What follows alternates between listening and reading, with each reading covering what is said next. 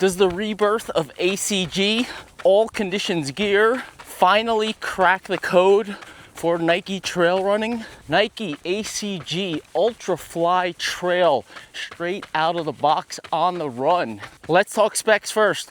39 at the heel, 30.5 at the forefoot for an 8.5 millimeter drop. That is actually quite a rarity when it comes to verifying spec stack heights. But what does that mean exactly? 39 at the heel, spec and confirmed. That means that from the bottom of your foot to the surface of the ground, that is 39 millimeters. That includes lug depth, outsole base, Strobel board, insole, and of course, the ZoomX midsole foam. The weight is spec'd at 10.1 ounces, 287 grams, and Nike does use a US 10 for that measurement, so keep that in mind. I do happen to wear a US 10, typically a Nike, and I weighed these in at 10.4 ounces, 296 grams, so a little touch higher than their spec. I'm not gonna ding Nike for that. You'll typically find slight fudging on the weight most of the time in terms of spec numbers that they give out. So let's talk about the feel on this descent here before I backtrack to some step-in first impressions. Feels really great coming down this hill. ZoomX is absorbing that pounding, faster pace, more impact coming down here. Feels really good under the heel. And also I would say quite a bit stable. Don't feel that wobble that I felt with the Zigama 2, for example, with a flavor of ZoomX foam there. Also, forefoot is quite wide. I'm gonna do a close-up at the end of this video, so stay tuned for that.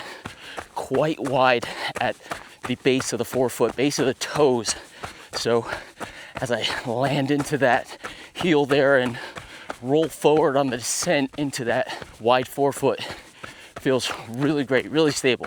Again, these just arrived on my doorstep literally hours ago, and I'm about 5 miles in at the moment. This is gonna be a 10-miler here out of the box. Initial step in feel was a little bit firmer than I expected. I thought they might be a little more ZoomX softness there, but definitely feel it more in a responsive way here. Another thing that jumped out at me is how stiff the shoe is. Really around the middle of the foot there has a similar stiffness of feel to the first version of the Ultrafly, although flex up front is definitely different. Feels a little better in this one. That's gonna take more long-term testing to reveal though. You've got a split full-length carbon fiber plate here. Think Hoka Tecton X. And yes, it does have quite a stiff feel. Notice that a lot under the middle of the shoe. These shoes just came off the UPS truck.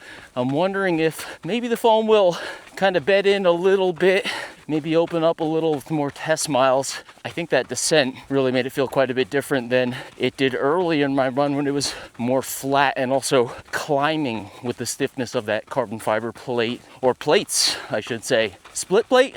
Yeah. There's a healthy amount of contour under the arch. That transition from that 39 millimeter heel dropping down 8.5 millimeters to the forefoot. You could kind of feel that right around the middle of the shoe. This is one of those stack heights, one of those drops where it feels like the forefoot is just seated a little bit lower and the mid to rear, under the middle, rear of the foot and the heel is just sitting a little bit higher, almost as if on a shelf, while your forefoot is a little bit lower, kind of matching the profile of the plate.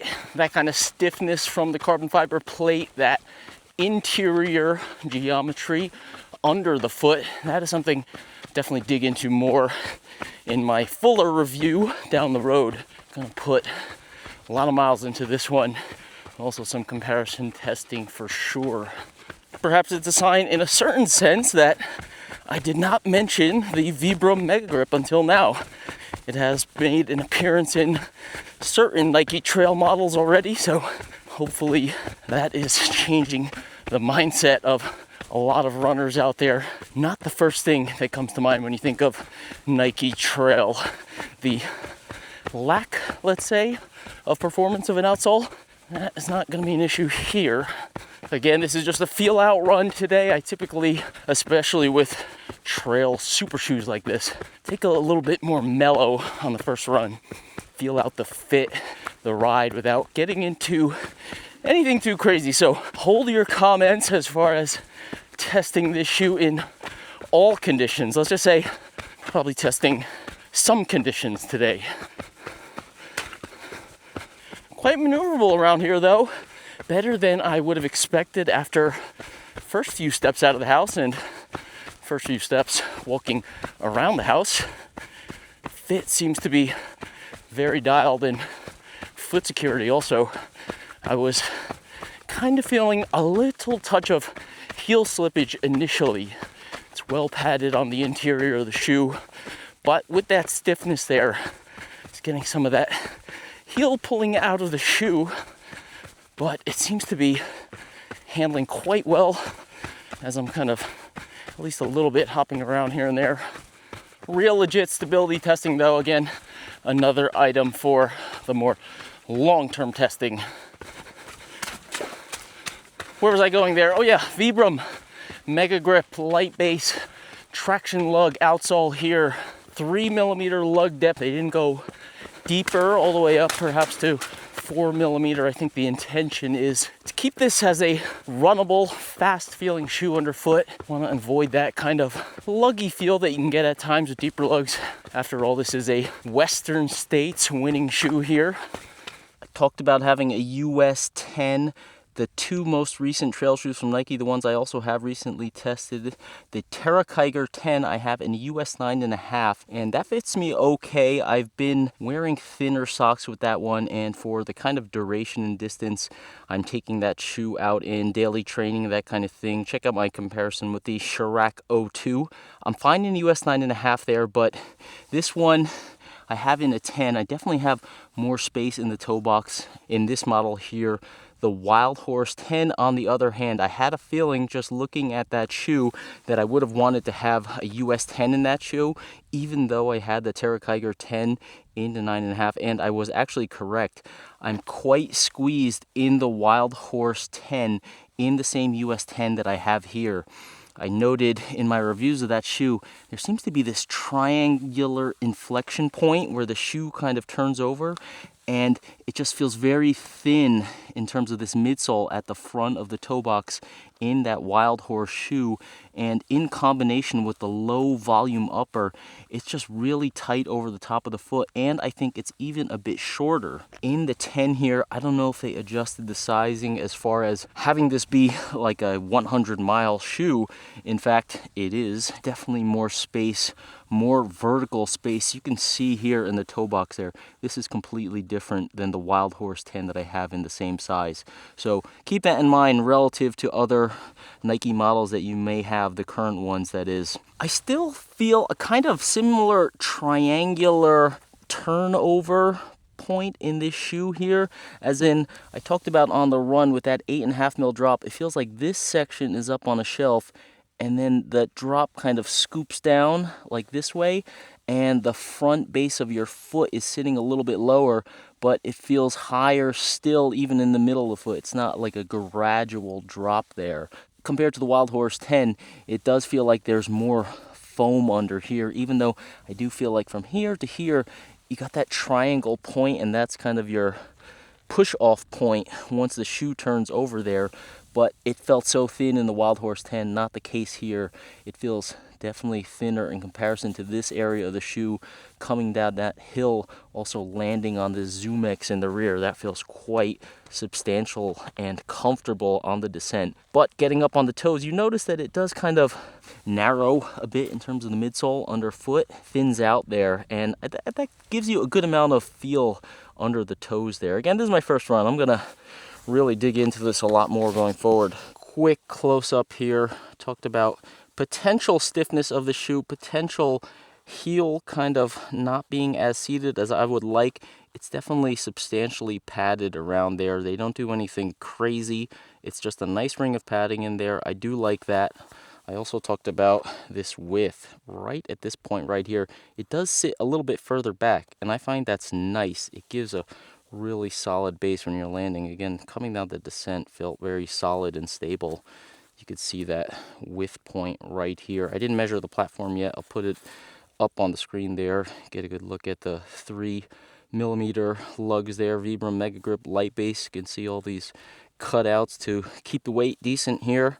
Also in the midsole, you have a little wrap in this front here to make it a little bit more responsive, less soft. Again, I'll kind of feel that out in long-term testing on the descent. Nice crash pad here, and it does feel quite responsive. I was zigging and zagging down that way and felt pretty solid on the run. Flex here. I'm flexing it. I am. There's really not much. I mean, the turn point of this shoe is right around here, and it's really mostly the geometry of the shoe that's getting you into that toe off. It's not really coming from the flex of the shoe. Quite stiff there. Dual carbon plates again. Quick look around the interior. Fully gusseted, a full liner on the interior, in fact. So you have this outer mesh over here, and the tongue is connected to a full liner layer. You could kind of see it. It's not connected to that outer mesh, so you have like a loose liner on the interior of this outer engineered mesh here. Tongue is nice and well padded. Height is okay. Check my other shoe here.